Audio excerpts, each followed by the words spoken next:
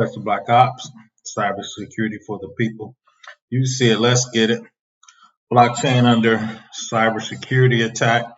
Since blockchain is so popular, obviously there are a lot of coins out there.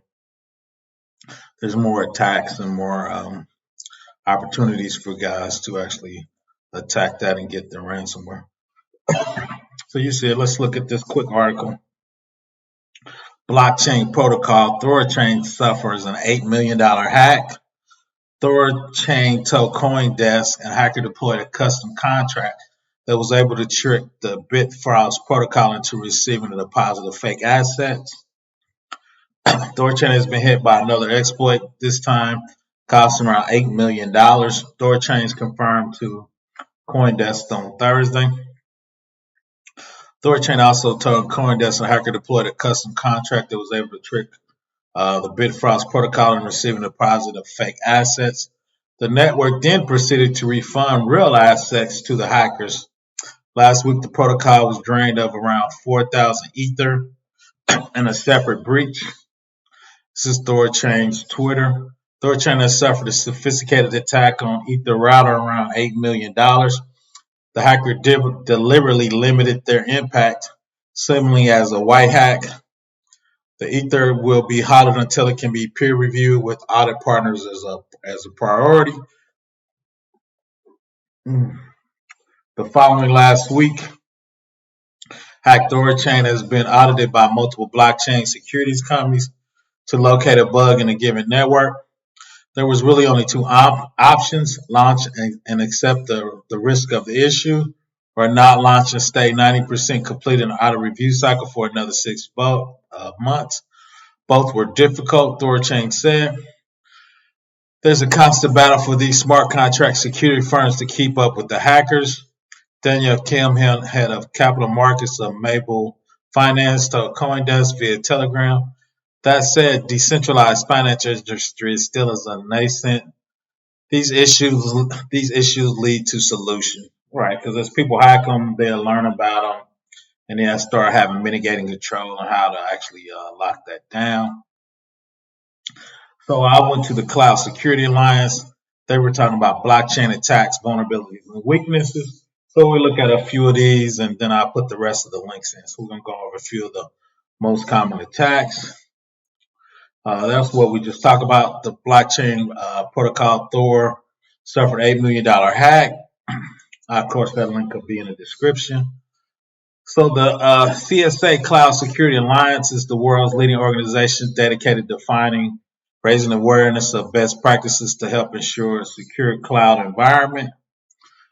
The CSA, the world's leading organization dedicated to defining standards, certifications, and best practices to help ensure a secure cloud environment. The Hyperledger 2.0 report, accompanied by the security control checklist. These are the latest research from the CSA Blockchain Distributed Ledger Working Group.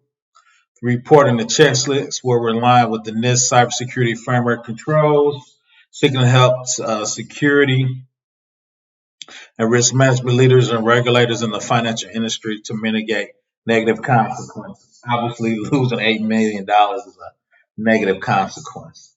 So let's look at some of the attacks. So on the screen right now is kind of how the blockchain works. With the block header, the previous block header that was hashed. Timestamp nonce is just a special ID to keep track to make sure nobody's repeating the same block. The hash of the block data makes sure nobody's injecting attacks in there.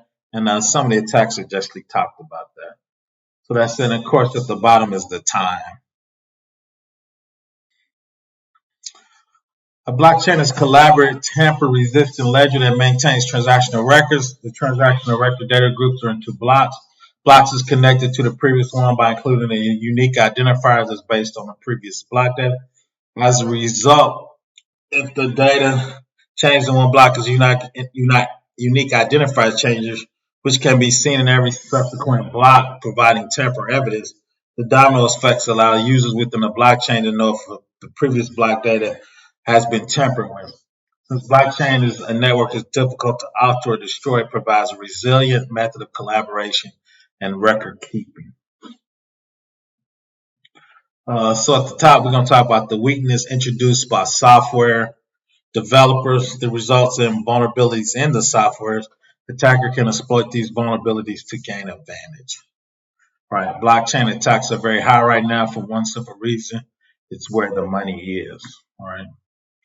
So the first one is API exposure. A lot of times when you do blockchain, there's an API you call to do the checks, lock the blocks, the API to do the smart contracts. Right. And some of those are broken object level authorization, broken user authentication, and excessive data exposure. Right. And we're going more into depth. So when you talk about API, there's probably 10 attacks on that you can do for API. That's the program used by companies to do finance contracts, software contracts. How do you call their software to actually create that smart contract to do its work? Right? But part of that is how do you authenticate object level authorization, right? So are you logging in with user password, MFA? So how do you do those contracts to log into actually the blockchain? Block mining racing attack. The attack is a minor variation of Findy attack.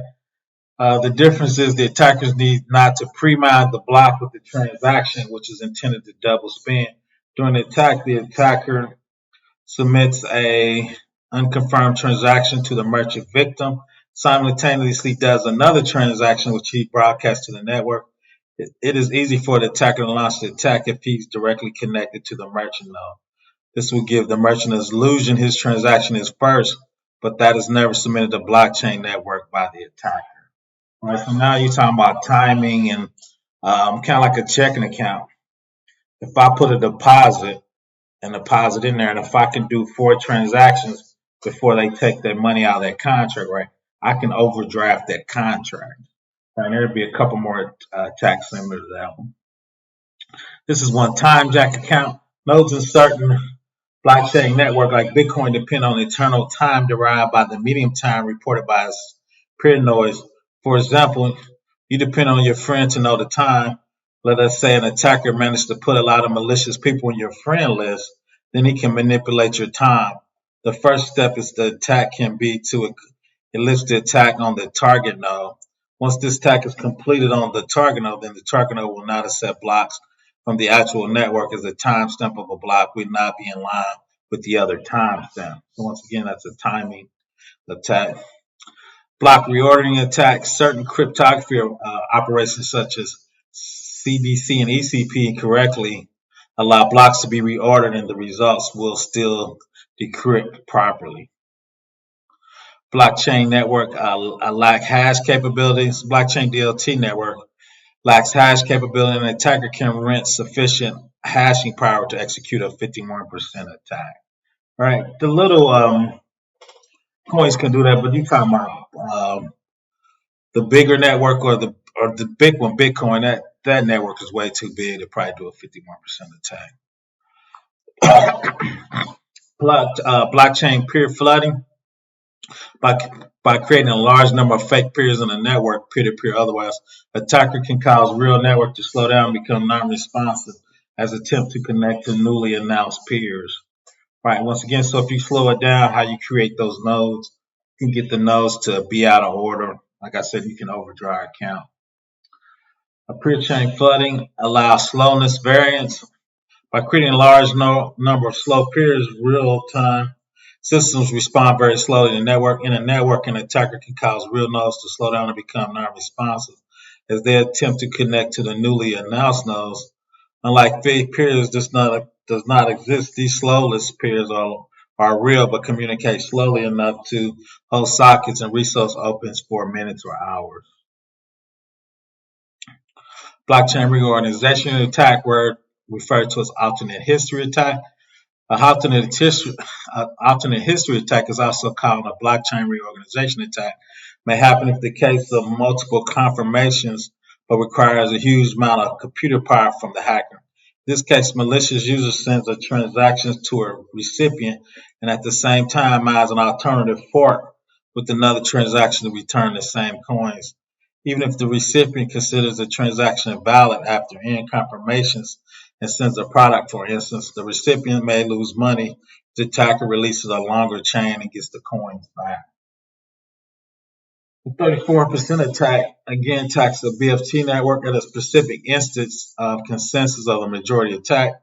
You need 34% control over voting power to conduct an attack, right? Because the nodes have to vote, right, on new nodes spinning up if they're legitimate or not, right? So they believe with 34% of those, you can start rejecting nodes and having those refund money and coins and stuff. So that's the 34% attack. We did the 51 majority of attacks is possible where hacker gets control of 50% of the network hash. Rate increase an alternate fork that finally takes precedence over the existing fork. This attack is initially also known as blockchain vulnerability and seems unrealistic in the near past. However, at least 5 cryptocurrencies, Verge, Cash, Monochain, Bitcoin, Gold, and Litecoin have also suffered 51% attacks. Each of these cases, the cyber criminals collected enough hashing power to compromise the network and pocket millions of dollars. A consensus attack, again, is a consensus protocol. The systems can take many forms and are not limited to gaining control of the consensus mechanism, but also can be used to slow down the consensus, for example. A delayed attack can allow malicious miners to gain time in order to execute other attacks. So that was just some of the previous attacks. I just want to make it short. I'm going to put a link in from the CSA where they actually have the 200 attacks you can do on a blockchain and different currencies and APIs and how they did their program. So once the link there, be a link in there with over 200 different attacks. Once again, Professor Black Ops, cybersecurity for the people. Please subscribe.